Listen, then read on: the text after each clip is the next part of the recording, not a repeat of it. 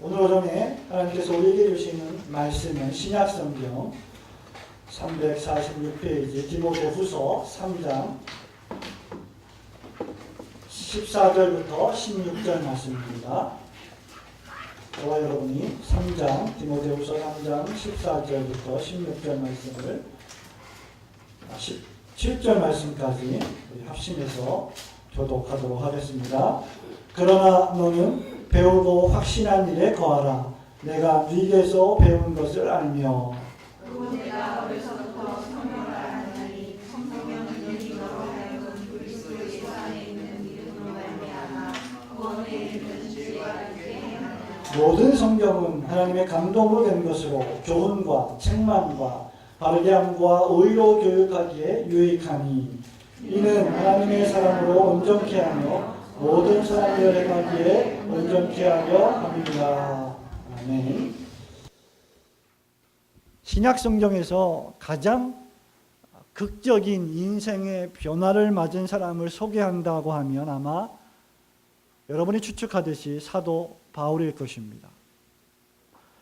그리고 사도 바울 이후에 초기 기독교 시대 이후부터 종교개혁 시대 이전까지 인생의 가장 극적인 변화를 맞이한 또 한 명의 사람을 꼽으라면 바로 성 어거스틴이라고 할 수 있을 것입니다. 세인트 어거스틴이라고 불리는 이 성 어거스틴은 주후 약 4세기경에 가장 뛰어난 기독교의 지성인이었습니다. 하지만 그의 삶은 도덕적으로 대단히 문란했고 인간적으로 쾌락을, 육체적인 쾌락을 추구하는 하루하루의 삶을 살았습니다. 그가 예수님을 믿지 않은 것은 아니었지만 과연 성경이 우리의 인생에, 우리의 삶의 우주와 역사의 판단 기준과 따를 도덕적 기초가 되는지에 대해서는 의심했던 것으로 보입니다. 그에게 믿음이 없는 것은 아니었지만 성경이 말하는 기독교가 과연 진정한 인생의 도덕률이 될 수 있는지에 대해서 의심을 품고 있었던 것입니다. 어느 화창한 날이었습니다. 이 어거스틴이 이탈리아 밀라노 근처의 한 정원에 앉아서 생각에 잠겨 있었습니다. 그때 그 집 옆에서 몇몇의 어린아이들이 이탈리아 동요를 부르면서 제잘거리고 있었습니다. 아주 나른한 오후였던 것으로 생각이 됩니다. 그런데 그 아이들이 부르는 노래의 동요 가사 가운데 톨레 레게라고 하는 가사가 있었습니다. 바로 오늘 우리 오전 예배와 오후 예배 설교의 제목입니다. 톨레 레게라고 하는 말은 라틴어로서 집어들어 읽으라라고 하는 말입니다. 어거스틴은 이 소리를 하나님의 음성으로 생각하고 바로 옆에 있는 성경책을 집어 들었습니다. 그리고 그 성경책을 펼쳐서 읽었습니다. 그런데 그 펼쳐서 읽은 성경의 말씀이 바로 로마서 13장 13절과 14절의 말씀이었습니다. 낮에와 같이 단정히 행하고 방탕과 술 취하지 말며 음란과 호색하지 말며 쟁투와 시기하지 말고 오직 주 예수 그리스도로 옷 입고 정욕을 위하여 육신의 일을 도모하지 말라. 이 말씀을 통해서 어거스틴은 그 즉시 회심했습니다. 당시 어거스틴이 살고 있었던 삶의 타락한 모습, 죄악된 모습을 너무나도 정확하고 적나라하게 지적해주는 말씀이었기 때문입니다. 그 후에 어거스틴은 전무후무한 여러분이 알고 계시는 기독교 고전인 Confession, 참회록이라고 하는 책을 썼습니다. 그리고 그 후에 City of God, 하나님의 도성이라고 하는 역작을 썼습니다. 그리고 4세기경의 가장 위대한 기독교 신학자와 교부 가운데 한 사람이 되었습니다. 후일 어거스틴은 그의 쓴 참회록에서 이렇게 말합니다. 마지막 문장을 읽고 난 즉시 나의 마음에는 안도의 마음 가득히 배어들었다. 모든 의심의 그늘이 사라져버렸다 라고 쓰고 있습니다. 사랑하는 성도 여러분, 이것은 바로 하나님의 말씀인 성경 말씀의 위력을 보여주는 교회사적인 사건 가운데 하나입니다. 하나님 말씀은 한 구절이든지 한 단어이든지 사람의 인생을 완전히 변화시키는 능력을 가지고 있습니다. 사실상 기독교 역사상 가장 위대한 사람들은 거의가 다 의심의 여지 없이 성경의 사람들이었죠. 요즘 정말 좋은 날씨가 계속되고 있습니다. 4월 둘째 주간인가요? 셋째 주간인가요? 대한민국이 언제부터 그런 날짜를 정했는지 모르겠습니다만은 여행 주간이라는 걸 정해서 여행을 떠나라고 광고를 하고 있습니다. 서정주 시인의 노랫말처럼 눈이 부시게 푸르는 날입니다. 정말 여행 가기 좋은 날이죠. 산으로 들러 놀러 나가기 좋은 날입니다. 어제 토요일 주일 준비를 하면서 이렇게 좋은 날씨에 사무실에 앉아 있으니 참 마음이 한편으로 싱숭생숭했습니다. 그런데 이런 좋은 계절에, 이런 좋은 날씨에 우리는 톨레레게 성경을 집어들어 읽어야 할 줄로 믿습니다. 오늘 이 설교 제목을 통하여서 우리는 세 가지 교훈을 생각해 보기를 원합니다. 우선 제일 먼저 우리는 성경을 읽지 못하게 만드는 여러 요소들을 잘 제어할 줄 알아야 합니다. 14절 말씀을 저와 여러분이 다 같이 한번 읽어보겠습니다. 14절 시작. 그러나 너는 배우고 확신한 일에 거하라. 내가 아멘. 사도 바울은 지금 배우고 확신한 일에 거하라 라고 했습니다. 저와 여러분이 무엇인가를 배우고 확신하기 위해서는 배우지 못하게 만들고 확신하지 못하게 만드는 여러 요소들을 제거해야 됩니다. 여러분, 왜냐하면 그리스도인에게 있어서 진리의 말씀을 아는 것, 하나님 말씀인 성경의 말씀을 하나님의 말씀으로 확신하는 것은, 믿는 것은 그 어떤 일보다 우리 인생에 있어서 최우선적으로 중요한 일이기 때문입니다. 오늘 본문 말씀을 통해 사도 바울은 그의 수제자 디모데에게 디모데야, 너는 배워야 한다. 너는 확신해야 한다. 너는 믿어야 한다. 그 믿음에 굳게 서야 한다라고 명령합니다. 뿐만 아니라 15절에 보면 네가 어려서부터 성경을 알았다라고 기록하고 있습니다. 성도 여러분, 저를 보시기 바랍니다. 우리가 무엇인가를 배우고 무엇인가를 확신하기 위해서는 배울 내용이 있어야만 합니다. 확신할 어떤 내용이 있어야 합니다. 바울은 그것을 가리켜서 14절과 15절, 16절에 뭐라고 말합니까? 성경이라고 말합니다. 그리고 바울은 이 성경을 배우고 이 성경을 확신하라고 명령합니다. 그렇기 때문에 성경을 배우고 성경을 확신하는 일은 아무리 강조해도 지나치지 않습니다. 특별히 예수님을 구주로 영접하고 믿는 신자와 교인이 되었다고 하는 것은 성경을 배워야 한다는 것을 의미하며 그 배우는 성경을 날마다 믿고 확신해야 된다고 하는 사실을 의미합니다. 그러나 그 강조점만큼 저와 여러분은 성경을 가까이 대하지 못하는 것이 사실이기도 합니다. 무엇인가를 배우고 확신하기 위해서는 우리는 그것을 읽어야 합니다.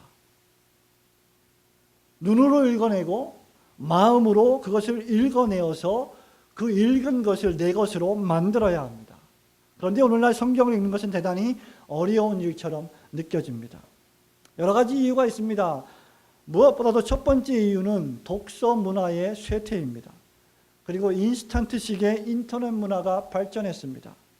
요즘은 과거와 비교해 볼 때 책을 읽는 사람들이 현저하게 줄어들었습니다. 책을 읽는 시간보다 인터넷에 의존하는 시간이 훨씬 더 많은 우리의 삶의 모습입니다.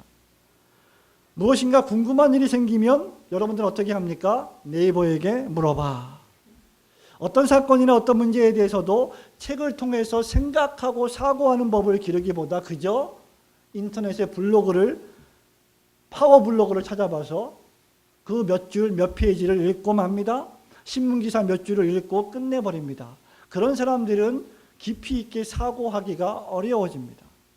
그래서 그러한 사람들은 어떤 일에 대해서 깊이 있게 사고하기가 어려워지기 때문에 어떤 사안에 대해서 중대한 결정을 내릴 때 아주 신중하고도 정확한 결정을 내리기가 어려워집니다. 여러분, 우리가 성경을 읽지 못하게 하는 어떤 요소들을 또 가지고 있습니까? 의심의 여지 없이 21세기를 살아가는 저와 여러분은 스마트폰 중독이라고 하는 이 성경 읽기를 방해하는 요소를 잘 제어할 줄 알아야 합니다. 우리가 성경에 접속하지 않고 스마트폰과 같은 첨단 기기에 접속하는 시간이 훨씬 많은 것이 사실입니다. 만일 우리가 스마트폰에 접속하는 시간만큼 저와 여러분이 성경에 접속한다면, 그래서 우리의 삶을 좀 개선한다면 아마 모르긴 해도 저와 여러분의 인생은 지금보다 훨씬 더 다른 인생이 될 것이라고 저는 장담할 수 있습니다. 물론 오해하지 마십시오. 저는 기계 혐오주의자가 아닙니다. 저는 신자가 경건해지려면 TV를 갖다가 내다 버리고 스마트폰을 2G폰으로 바꿔야 한다고 말하는 것이 결코 아닙니다. 저는 인터넷이나 스마트폰 반대자가 아닙니다. 제가 설교 준비를 할 때 제 옆에는 항상 스마트폰이 있고 인터넷이 있습니다. 컴퓨터가 켜져 있습니다. 어떤 것을 연구할 때, 어떤 유용한 자료를 찾을 때에 신속하게 인터넷과 스마트폰은 그 자료들을 찾아주는데 1등 공신이 됩니다. 그럼에도 불구하고 그것을 절제하지 못하고 무의식적으로 습관적으로 그것을 수없이 사용한다면 그것은 분명 우리의 영적 생활에 영향을 미치게 되어 있습니다. 스마트폰과 하루를 시작하고 스마트폰과 동거하다가 스마트폰과 하루를 마감하는 자가 되어서는 결코 안 됩니다. 어떤 일이 우리가 성경을 읽지 못하게 만듭니까? 저와 여러분의 분주한 하루 일과가 성경을 읽지 못하게 만듭니다. 사단이 우리에게 심어주는 아주 나쁜 의식 가운데 하나는 우리가 너무너무 바쁘다는 것입니다. 실제로 우리는 그렇게 바쁘지 않습니다. 어떻게 엄밀한 의미에서 볼 때 우리는 얼마든지 성경을 읽을 수 있는 시간을 확보할 수 있음에도 불구하고 우리는 여러 가지 핑계를 대며 여러 가지 이유를 대며 우리가 너무 바쁘기 때문에 우리는 성경을 읽을 수 없다고 스스로 합리화합니다. 예, 우리는 월요일부터 금요일까지 학교에 갑니다. 열심히 공부합니다. 우리는 시험을 치릅니다. 우리는 직장 생활을 합니다. 우리는 돈을 벌기 위하여 사업을 구상하고 열심히 땀을 흘리며 일합니다. 그럼에도 불구하고 저와 여러분은 얼마든지 여가 시간을 활용하고 있지 않습니까? 각종 취미 활동을 하고 있지 않습니까? 그렇기 때문에 어떤 의미에서 우리가 바쁘다고 하는 것은 핑계가 될 것입니다. 목사님, 과거에는 지금 우리 때처럼 우리의 주의를 산만하게 하고 시간을 빼앗는 수많은 놀이들이나 스마트폰 같은 첨단 기기가 없었기 때문에 할 일이 없었기 때문에 성경책이나 펼쳐서 읽었던 것 아니겠습니까? 라고 말할지 모르겠지만 천만의 말씀입니다. 그 당시에도 스마트폰만큼이나 많은 사람들이 많은 여러 가지 놀이들을 하고 있었음을 우리는 기억해야 합니다. 제가 어렸을 적만 하더라도 우리는 딱지치기와 구슬치기의 정신을 팔고 살았던 시절이 많이 있습니다. 전자오락이라고 하는 50원짜리 100원짜리를 놓고 1시간 2시간 동안 정신을 팔았던 시간들을 기억합니다. 종류만 다를 뿐 고대 사회나 과거에도 시간을 빼앗는 많은 종류의 여가 활동들이 있었습니다. 그럼에도 불구하고 그 시대의 영성들을 가진 수많은 위대한 신앙의 선배들은 오늘날 우리의 영성보다 훨씬 뛰어나다고 하는 사실을 우리는 부인할 수 없습니다. 그러므로 우리는 무엇인가 배우고 확신한 일에 거하기 위해서는 배우고 확신한 일에 집중하고 그것을 확보할 필요가 있음을 명심하시기를 축원합니다. 두 번째는 무엇입니까? 톨레레게 집어들어 읽으라. 성경을 삶의 최우선성으로 두는 피나는 노력이 우리에게 필요합니다. 15절 말씀을 같이 한번 읽겠습니다. 15절 시작. 또 내가 어려서부터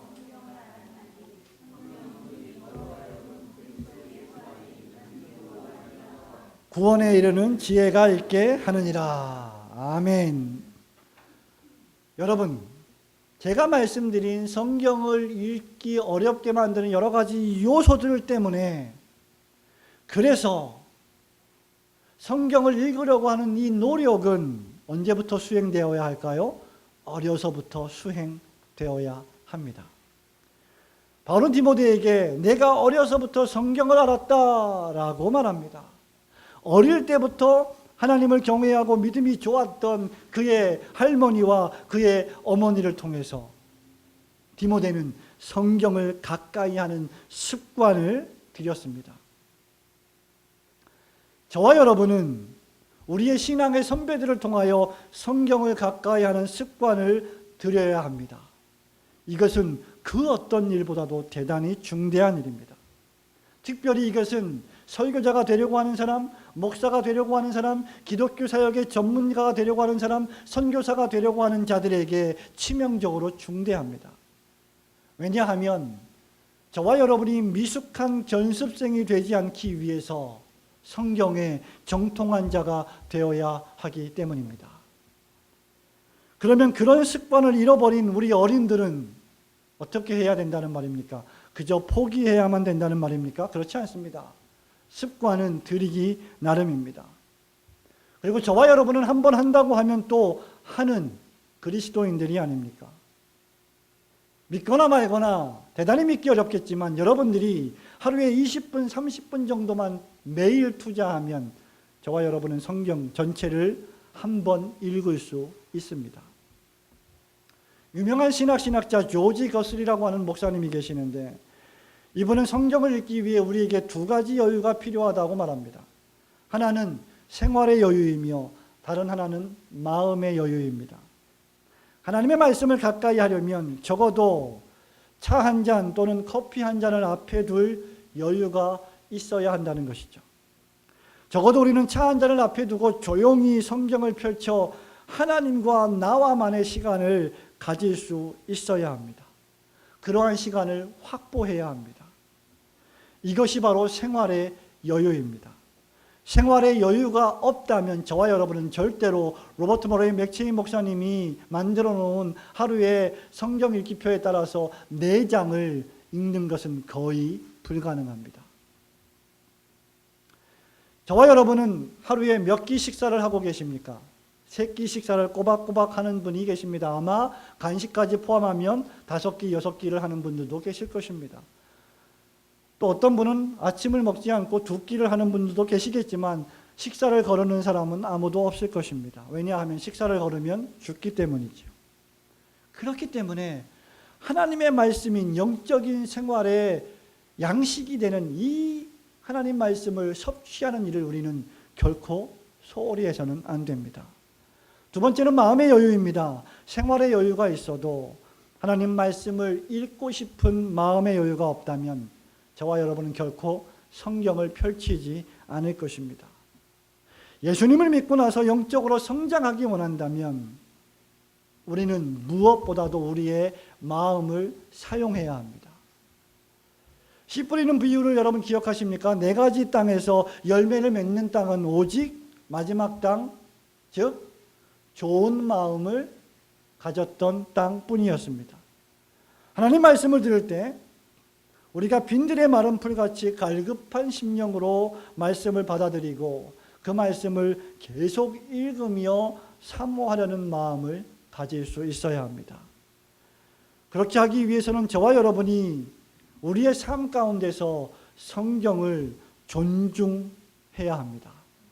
성경을 읽으려고 하는 시간을 최우선적으로 확보해 놓아야만 합니다.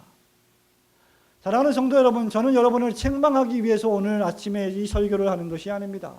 이것은 저와 여러분의 삶의 모습이기 때문입니다. 저는 여러분의 어떤 교훈적인 여러분을 비난하는 설교를 하기를 원치 않습니다. 그러나 한번 생각해 보시기 바랍니다. 어제 아침부터 저녁까지 하루 종일 하루 동안 여러분과 저는 무슨 일을 하며 살았습니까? 잠시 여러분의 마음의 눈을 감고 어제 하루 동안 한 일이 무엇인지를 시간 단위별로 생각해 보시기 바랍니다. 기억을 못하신다면 아침, 점심, 저녁별로 나눠서 생각해 보시기 바랍니다. 그리고 이제부터 제가 던지는 질문에 시간의 분량대로 대답해 보시기 바랍니다. 우선 어제 아침에 일어나자마자 여러분은 가장 먼저 얼마 동안 무엇을 하셨습니까? 둘째로 어제 하루 동안 식사를 하는 데는 몇 시간이나 여러분은 사용을 하셨습니까? 세 번째로 TV를 시청하는 데 얼마나 많은 시간을 들였습니까? 이번에는 인터넷과 스마트폰을 사용한 시간을 한번 재보시기 바랍니다. 뿐만 아니라 운동이나 스포츠, 영화 감상 등 여가 활동으로 보낸 시간은 또 얼마나 되는지 생각해 보십시오. 그리고 이제 마지막으로 여러분이 어제 하루 동안 성경을 펼쳐서 읽은 시간은 얼마나 되는지 재보시기 바랍니다. 만일 여러분이 아침에 일어나서 제일 먼저 성경을 펼치지 않았다면, 그리고 생계 유지를 위해서 하는 수많은 활동들을 제외한 많은 활동 가운데 성경을 읽는 시간이 가장 적다면 여러분은 충분히 하나님 말씀을 바르게 대하고 있지 않고 있는 것입니다. 이것은 설교자나 교육자들에게도 동일하게 적용되는 진리입니다. 일전에 저의 영적인 선생 가운데 한 분인 로이드 존슨 목사님은 설교자에게 있어서 가장 위험하고 비극적인 일은 바로 설교하기 위해서만 성경을 읽는 자들이다 라고 말한 바 있습니다. 성경을 체계적으로 매일마다 읽는 설교자들은 무엇을 설교할지 고민할 필요가 없습니다. 왜냐하면 성경 말씀을 읽을 때마다 하나님께서 수없이 많은 영감을 주시기 때문입니다. 성경 읽기를 최우선으로 두지 않는다면 저와 여러분의 삶은 수없이 예배를 드리고 수없이 교회를 출입해도 결코 많이 달라지지 않을 것입니다. 우리의 신앙은 결코 바르게 성장하지 않을 것입니다. 그러므로 성경의 교사가 된 제가 여러분에게 간곡히 부탁드리는 것은 성경을 읽을 생활의 여유와 마음의 여유를 가지고 성경 말씀을 존중할 시간을 확보하시기를 축원합니다. 마지막 세 번째, 톨레레게 무엇을 의미합니까? 이것은 성경 말씀이 하나님의 말씀이기 때문에 반드시 읽어야만 한다는 것을 의미합니다. 16절 말씀을 다 함께 같이 읽겠습니다. 시작. 모든 성경은 하나님의 감동으로 된 것으로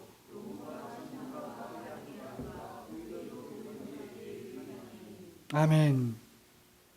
우리가 성경을 읽지 못하게 만드는 요소들을 제거하고 성경 읽기를 삶의 최우선성에 두어야만 하는 가장 크고도 유일한 이유는 성경이 바로 우리를 위한 하나님의 말씀이기 때문입니다. 우리는 하루 동안에 처리할 수많은 업무들 때문에 그저 의무감으로 성경 읽는 시간을 급하게 처리하는 참으로 어리석은 일을 하고 있지 않은지 돌아보아야 합니다. 그것은 말씀드린 바와 같이 하나님의 말씀인 성경을 대하는 우리의 불경한 태도입니다. 왜냐하면 성경은 하나님께서 직접적으로 우리에게, 피조물에게 주신 주인의 지침서이기 때문입니다. 여러분과 제가 어떻게 살아야 하고 여러분과 제가 하루하루를 어떻게 생활해 내야 하는지에 대한 명령의 말씀이 담겨 있는 것이 바로 성경이기 때문입니다. 그렇기 때문에 우리는 그저 종교적으로, 습관적으로, 관례로 아무 생각 없이 성경을 읽어서는 안 되는 이유가 바로 여기에 있습니다. 성경은 우리를 향하신 하나님의 말씀입니다. 16절에 모든 성경은 하나님의 감동으로 되었다라고 기록했습니다. 성경이 하나님의 감동으로 되었다라고 하는 이 말은 하나님께서 입으로 하신 말씀이다. 그 말씀을 성령 하나님의 특별하신 섭리하심을 통하여 사람들을 동원해서 기록해 놓으셨다는 말입니다. 즉 성경은 결론적으로 하나님의 책이라는 말이죠. 저와 여러분을 만드신 창조주의 책이라고 하는 말입니다. 저와 여러분을 위하여 십자가에 돌아가신 우리 구주 예수 그리스도의 책이라고 하는 말입니다. 이것은 권위의 문제입니다. 하나님께서 저와 여러분에게 읽으라고 주신 책이라는 말이죠. 그저 도서관에 전시해 놓은, 진열장에 전시해 놓은 책이 아닙니다. 저와 여러분의 집의 책장에다가 아름답게 전시용으로 만들어 놓은 책이 아니라는 말입니다. 창조주 하나님이 주신 책이라는 말입니다. 종종 우리는 이런 말을 듣습니다. 목사님, 우리에게 성경은 필요 없습니다. 우리에게 더 이상의 교훈은 필요 없습니다. 우리에게 더 이상의 설교는 필요 없습니다. 우리에게 교리는 필요 없습니다. 우리에게 말씀은 필요 없습니다. 우리에게는 윤리가 필요합니다. 우리에게는 삶이 필요합니다. 기독교적인 삶을 우리에게 보여주십시오라고 말하는 사람들이 있습니다. 그러나 기독교는 무엇보다도 첫 번째로 가장 최우선적으로 계시의 종교임을 믿으시기를 축원합니다. 하나님이 말씀하신 종교입니다. 하나님의 뜻을 우리에게 계시해 주신, 즉 나타내 보여주신 종교가 바로 기독교입니다. 우리는 가정에서 우리의 어머니와 아버지가 우리에게 무슨 말을 할 때 우리는 그 말을 귀를 기울여 듣습니다. 왜냐하면 부모에게는 권위가 있기 때문이죠. 그렇기 때문에 부모의 말에 제대로 듣지 않고 부모의 말을 멸시하는 자녀들은 자녀된 본분을 바르게 행하지 않는 것입니다. 우리는 회사에서 CEO가 무슨 말을 할 때 회사의 모든 직원들이 그 말을 청종합니다. 왜냐하면 CEO에게는 그에게 부과된 권위가 있기 때문입니다. 그래서 그 말을 잘 들어야 합니다. 교회에서도 하나님의 말씀에 숙련된 교역자가 어떤 말을 할 때 그 말에 권위가 있기에 그 말을 우리는 잘 들어야 합니다. 하물며 천지의 주제가 되시고 저와 여러분을 만드신 창조주 하나님께서 저와 여러분의 인생의 모든 지침과 우주와 역사와 만물에 대한 모든 지침을 우리에게 말씀해 주셨는데 그 말씀을 더욱더 신중하게 귀를 기울이고 들어야 하지 않겠습니까? 성경이, 여러분이 지금 가지고 있는 그 성경이 바로 하나님의 말씀입니다. 우리는 오후 예배 때 왜 성경을 읽어야만 하는지에 대한 또 다른 중대한 몇 가지 이유를 제시할 것입니다. 저는 밤을 새운다 할지라도 몇 시간 동안 왜 우리가 성경을 읽어야만 하는지에 대해서 수많은 이유를 제시할 수 있을 것입니다. 그 가운데 성경만이 저와 여러분에 대한 진실을 선포하기 때문이죠. 사람들은 여러분에게 아첨합니다. 사람들은 여러분에게 기분 좋은 말을 하지만 성경은 여러분의 진실을 알려줍니다. 여러분의 최악의 절망적인 상태를 책망합니다. 그러나 여기서 한마디 더 덧붙이자고 한다면 설교자가 예배 시간에 10마디, 100마디 말을 하는 것은 참으로 중요합니다. 그러나 그것보다 훨씬 더 중요한 것은 여러분이 직접 하나님의 말씀인 성경을 펼쳐서 읽는 것입니다. 여러분이 직접 하나님의 말씀인 성경을 펼쳐서 읽는 것보다 더 좋은 길은 없습니다. 만일 여러분이 성경을 읽고 싶지 않다면, 만일 여러분이 하나님의 말씀에 대한 호기심이 생기지 않는다면, 만일 저와 여러분이 성경을 가까이 하고 싶지 않다면 그것은 저와 여러분의 영혼이 매우 위험하고도 심각한 상태에 있다는 것을 의미합니다. 여러분의 영혼의 상태를 점검해 보시기 바랍니다. 그리고 바로 그때가 더욱 성경을 가까이 할 때인 줄 믿으시기를 축원합니다. 저는 성경을 가르치는 교사로서 학생들로부터, 교인들로부터 자주 이런 질문을 받습니다. 성경을 읽고 싶은데 성경이 너무 방대합니다. 성경이 너무 어렵습니다. 예, 인정합니다. 그렇기 때문에 성경에 숙달된 교사가 필요합니다. 목사가 필요합니다. 신학을 공부한 숙달된 선생님들이 필요합니다. 그럼에도 불구하고 그 모든 사람들이 하나님의 말씀을 대체할 수는 없습니다. 성경을 읽고 싶은데 성경이 너무 어려워요. 너무 방대합니다. 그런 사람들을 가만히 보면 대부분 성경을 꾸준하게 줄기차게 읽으려고 하는 시도를 하지 않은 사람들입니다. 사도 바울은 디모데에게 14절에서 배우고 확신한 일에 거하라 하면서 네가 네게서 배운 것을 알라고 덧붙입니다. 즉 디모데에게는 바울과 같은 성경의 교사가 있었다는 것이죠. 유니게와 로이스와 같은 성경의 선생님들이 있었다는 것입니다. 저와 여러분이 성경의 교사를 두고 어떤 지도자를 두고 선생님을 두고 스승을 두고 그에게서 꾸준히 배우는 것은 대단히 중요합니다. 그럼에도 불구하고 하나님의 말씀인 성경에 대한 저의 교훈은 첫째, 여러분이 성경을 읽으라입니다.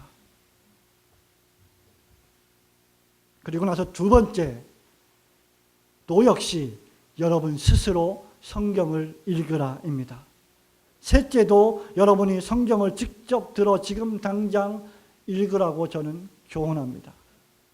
여러분의 영혼 깊은 곳에 성령님께서 내주하신다면 여러분이 성경을 읽을 때 믿음으로 기도하는 마음으로 성경을 읽는다면 성령께서는 여러분에게 성경 말씀을 깨닫게 해주실 줄로 믿습니다. 그리고 더 잘 알고 싶어하는 자들에게는 이디오피아 내시에게 그 읽는 성경을 잘 풀어 설명해 주었던 빌립과도 같은 성경의 교사를 여러분에게 붙여 주실 것입니다.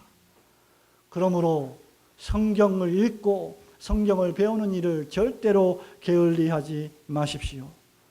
성경 한 구절을 읽고 온갖 세상의 좋은 말을 다 하고 설교를 마치는 것은 하나님의 계시에 대한 배은의 행위입니다. 우리는 이 본문 한 구절에 정확히 어떤 하나님의 의도와 뜻이 담겨져 있는지를 알기 위해 최선의 노력을 기울여야 합니다. 왜냐하면 그것이 하나님의 말씀이기 때문입니다. 하나님의 말씀에 대한 마땅한 예의를 저와 여러분이 지키기를 주님의 이름으로 축원합니다. 사랑하는 성도 여러분, 말씀을 맺습니다. 성경 읽기가 또는 아침에 하는 큐티가 우리가 성가신 것을 빨리 해치워버리는 숙제처럼 그날그날의 분량을 채워가는 의무로 전락해서는 안 됩니다. 성경 한 장을 읽을 때, 성경 한 절을 읽을 때 그 성경 한 절과 한 장이 여러분의 마음과 영혼을 사로잡는다면 성경 읽기를 멈추고 그 자리에서 무릎을 꿇고 묵상해야 합니다. 그것이 하나님의 말씀을 대하는 우리의 태도이어야 합니다. 우리가 성경을 펼쳐서 기도하는 마음으로 성경을 읽고 한 절 한 절, 한 장 한 장씩 넘겨가면 하나님께서는 저와 여러분에게 말로 다 할 수 없는 성경 읽기의 기쁨과 즐거움을 주실 줄로 믿습니다. 왜냐하면 성경을 믿음으로 바르게 읽기만 하면 하나님의 말씀인 성경은 시편 기자의 고백처럼 꿀과 송이꿀보다 더 단 음식이 될 것이기 때문입니다. 여호와를 경외하는 도는 정결하여 영원까지 이르고 여호와의 법도는 진실하여 다 의로우니 금 곧 많은 순금보다 더 사모할 것이며 꿀과 송이꿀보다 더 달도다 라고 시편 기자는 19편 9절과 10절에서 우리에게 선포하고 있습니다. 사랑하는 성도 여러분, 오늘부터 하나님 말씀을 여러분들이 펼쳐서 읽으시기를 축원합니다. 이 말씀이 여러분을 살리고 여러분 가정을 살리고 여러분 교회를 살리고